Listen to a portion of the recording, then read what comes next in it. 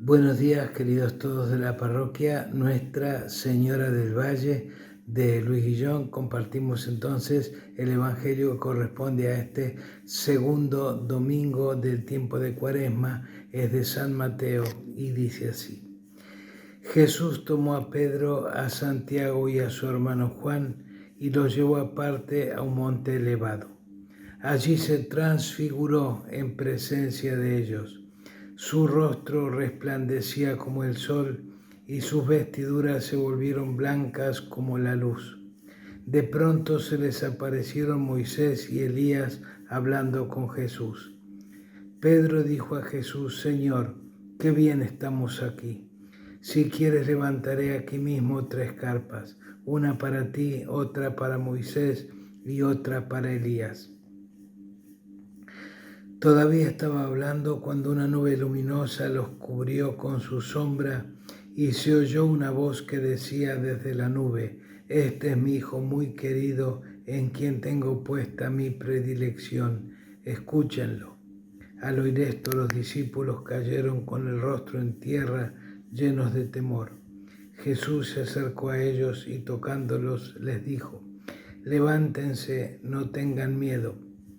Cuando alzaron los ojos no vieron a nadie más que a Jesús solo.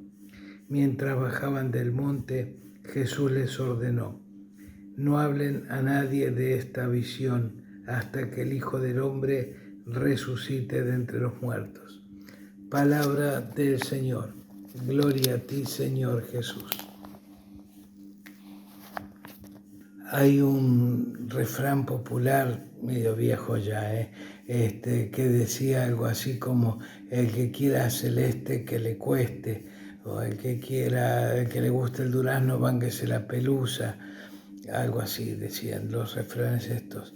Era porque y tiene su aplicación real, digamos, en este domingo con esta lectura que estamos haciendo, porque así como el domingo pasado se aclaraba que así como Jesús fue tentado en el desierto, nosotros también durante todo el resto de nuestra vida vamos a ser víctimas de la tentación, de la persecución, ya sea de que venga de adentro nuestra propia debilidad o que nos venga directamente del demonio, como en el caso de Jesús no interesa, pero bueno, es el costo que hay que pagar antes de entrar en la gloria. Entonces, bueno, Jesús dice, de alguna forma, pone en práctica este refrán, se lleva a los discípulos que estaban más con él, Pedro, Santiago y Juan, a un monte cercano, que la tradición dicen que era el monte Tabor, no sé si es así, o no, es igual no lo busquen porque no está en la Biblia, y se transfigura adelante de ellos para mostrarles, aunque sea un ratito, la gloria que les espera. Y dice la palabra de Dios que estaban junto con Jesús Moisés y Elías. No es arbitrario estos dos nombres, pero lo dejamos mejor para otro día, la explicación de por qué Moisés o qué significa que estuviera presente también Moisés, aunque ya se hubiera muerto hace muchos siglos atrás, y Elías, que era el gran profeta del Antiguo Testamento. Pero repito, esto lo de que la explicación de por qué ellos la dejamos para otro día. Lo importante en el día de hoy es que el hecho que Jesús delante de sus apóstoles se transfigura, escuchen bien, grábense esta palabra en la cabeza, se transfigura, no se transforma en otra cosa, es el mismo rostro que resplandecía como un sol, pero que era el mismo rostro de Jesús, que las vestiduras se volvieron blancas como la nieve, pero eran las mismas vestiduras que traía Jesús. Eso quiere decir, y ya le estaba anticipando a sus discípulos para que no se desmoronaran, no se vinieran abajo a causa de las tentaciones que iba a sufrir en el camino, que el final nuestro es estar o vivir como transfigurados. Transfigurado no quiere decir sustituido por otra persona mejor o más santa, sino tal cual somos, con los mismos gestos, con la misma psiquis, con los mismos berrinches, con las mismas cosas, pero todo orientado hacia la gloria de Dios. Eso significa ser transfigurado y es lo que nos espera a nosotros.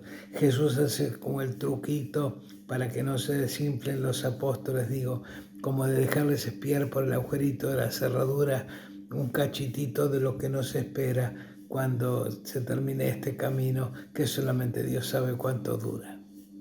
Y disculpen que les insista con este tema, pero para que se meta bien en la cabeza y en el corazón, que transfigurarse no quiere decir sustituirse por otra cosa o por otra persona, aunque sea mejor o más santa o lo que sea, sino que somos nosotros mismos, solamente que todas nuestras potencialidades están puestas al servicio de la gloria de Dios. O sea, nuestra inteligencia, por ejemplo, va a ser la misma que tenemos ahora, pero no va a estar al servicio de maquinar cosas malas o de usarla para cosas que nos hagan daño a nosotros o a otros, sino va a estar al servicio de las cosas más profundas y más importantes y más celestiales.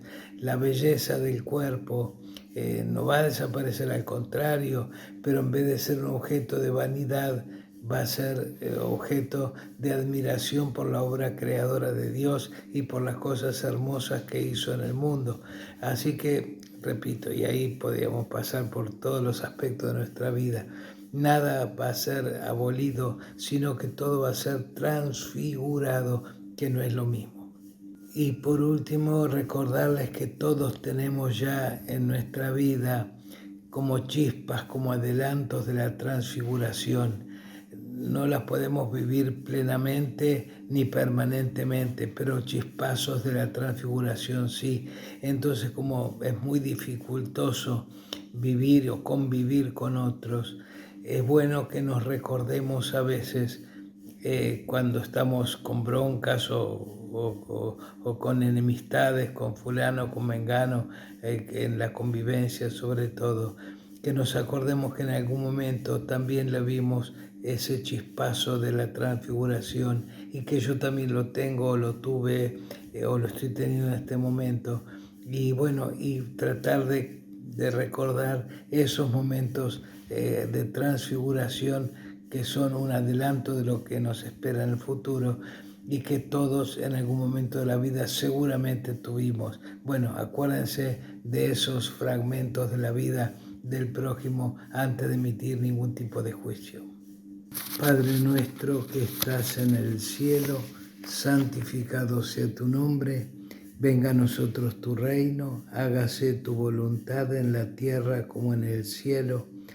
Danos hoy nuestro pan de cada día, perdona nuestras ofensas, como también nosotros perdonamos a los que nos ofenden.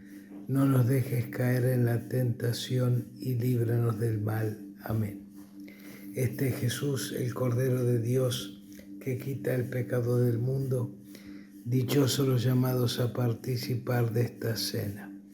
Señor, yo no soy digno de que entres en mi casa, pero una palabra tuya bastará para sanarme.